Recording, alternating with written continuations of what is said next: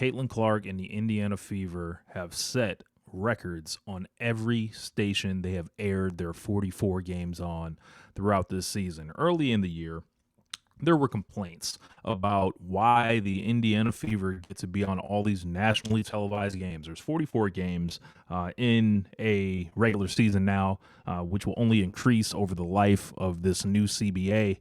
And I would imagine any number of games, whether it's 48, 50, 52, however much they go up to, the Indiana Fever will continue to dominate as far as leading, nationally televised games, and for good reason. The most recent game between the Fever and the Chicago Sky became a referendum on like kind of how lit the Indiana Fever are right now, and a lot of imaginary things that emerge narrative wise on the internet are not real.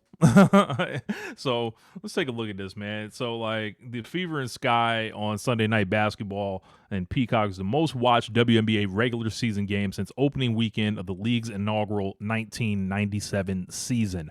No doubt fueled by the return of the Dejanay Carrington 823 marking around the calendar. You've got Caitlin Clark going to Chicago, which she normally abuses them historically. You got Sophie Cunningham going to be back in this game as well. I think people were looking for any type of sparks to fly, and what they were treated to was an excellent game from Caitlin and Kelsey and who else?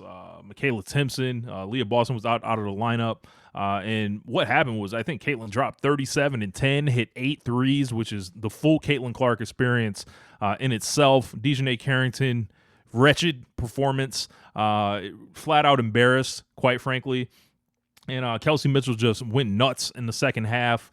And for them to get this kind of viewership, this tells me that they're going to touch 5 to 6, and who knows how many million viewers minimum if the Fever are somehow able to make it to the WNBA Finals.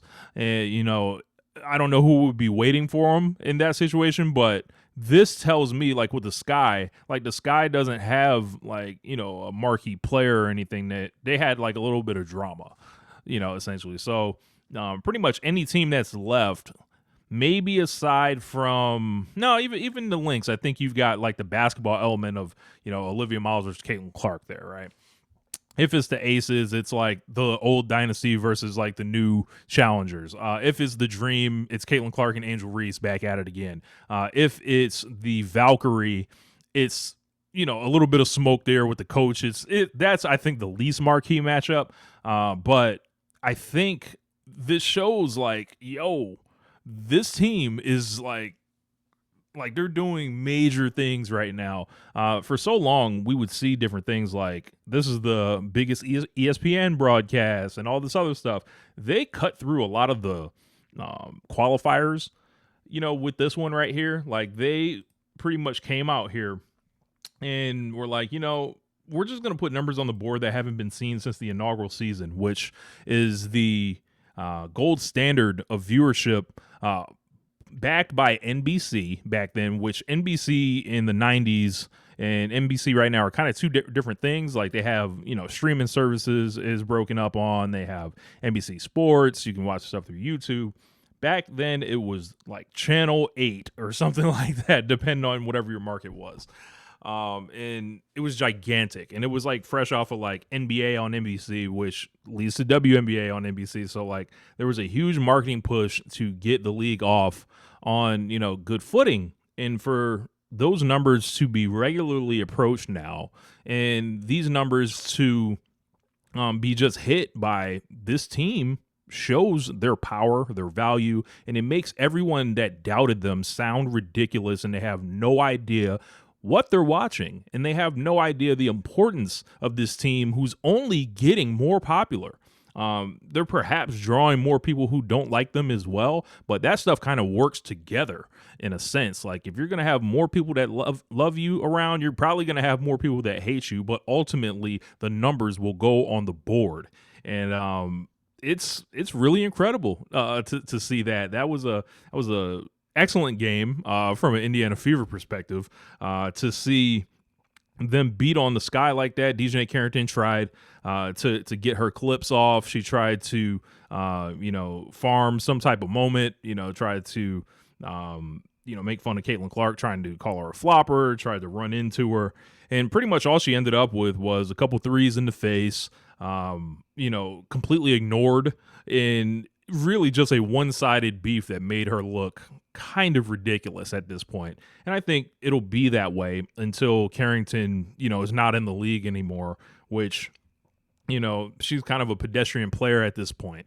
Fought through some injuries. She's got a lot to prove to keep, it going for her going forward.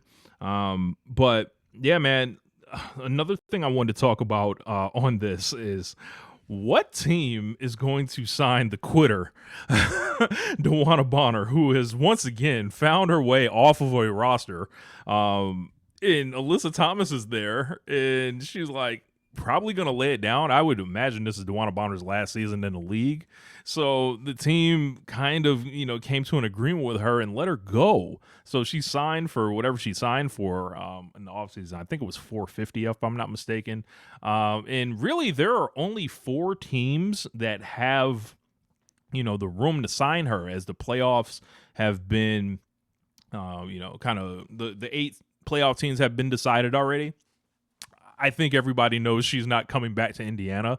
I saw a lot of people trying to link her to the Aces, but the Aces kind of have a lack of cap space going on. They would have to make some serious moves to get that done, and that would make me ask, wow, how much help do they really need? And for me, it kind of like comes down to these 4 teams, and then I'm going to try to talk myself into the best fit here. So we're going to start with the Dallas Wings. They have under $200,000 in cap space. They can offer the minimum, for a prorated deal. She'll play 6 or 7 games to get a chance to, be in the playoffs. However, why would you sign with an 8 seed? That's the only thing. And that looks like where the Wings may finish. Up next, the Atlanta Dream. They have just under $200,000 in cap space. They are looking for bench depth right now, and trying to get more of a veteran wing presence out there. I just don't know where the minutes for her really come from. I think they have, they have like a lady in their lineup. I need to look up her name. That maybe she could take. Maybe DeWanna Bonner could take the spot of, let me just I believe she's not from America, that's why I can't remember her name at the moment. I am pulling up their roster right now. So their roster is what's her name, Isabel Borles. I believe she's from Australia. She's 5'11". She gets plenty of playing time alongside Gray or Howard. I don't know. They that could be a good spot for her. I would keep in mind Bree Jones still has to, figure her way back in the lineup, which is going to slide everyone down a roster spot. So if she's going to come in as like the 9th player, I don't know, like how, that would really make sense. Like if she just wants to sit on the bench. But yeah, if Jones comes back, that is kind of a weird situation in my eyes. You could go with the New York Liberty. They have 130,000 to 450 something thousand remaining in cap space. They got everyone to sign these ridiculous deals where I thought they were cheating. They have a lot of international players who are on low deals, so that's why they still have that much. And they're still looking for an answer with Satu Sabali not in the lineup. I could easily see DeWanna Bonner going to the Liberty, and filling in, for Satu, who's out with that concussion. We don't know when she's going to be back. The team with the most cap space, however, is the Washington Mystics, and they have a really exciting team. I just don't think they would really need DeWanna Bonner, though. They already picked up Betnijah Laney Hamilton. They've got Cody McMahon on the wing. They've got Sonia Citron on the wing. I would imagine those minutes probably wouldn't shake out in Bonner's direction. they need point guard help more than anything, and I don't think Bonner is going to be running point or anything. So in my eyes, it looks like the New York Liberty might be the best choice with the Dream as an outside shot. If it's the Dream, prepare for that one to be the ultimate rivalry with the Indiana Fever. With that side, you'll have Angel Reese and DeWanna Bonner on the same side. It's going to get nasty. It's going to get ugly. And I don't know. If it was me, I would probably, if I was DeWanna Bonner, I would look at the Liberty personally, because I think the Liberty they'll probably be able to give you the most money. And there's an immediate kind of plug-in for you, and you add to that super tall lineup that they have. So, but either way, she's found her way off another team. I think the Indiana Fever fans across the nation got a great laugh at her misfortune, and then just are also kind of in disbelief that this has been allowed to take place. Usually in the NBA, it seems like buyouts would happen like a lot earlier in a season, and the fact that she acquired a buyout is just hilarious in a lot of senses. I don't know, if I was the Mercury who basically gave her a lifeline last year, they went to the finals and all that, I guess they love her so much that they're going to buy her out and allow her to jump to another team.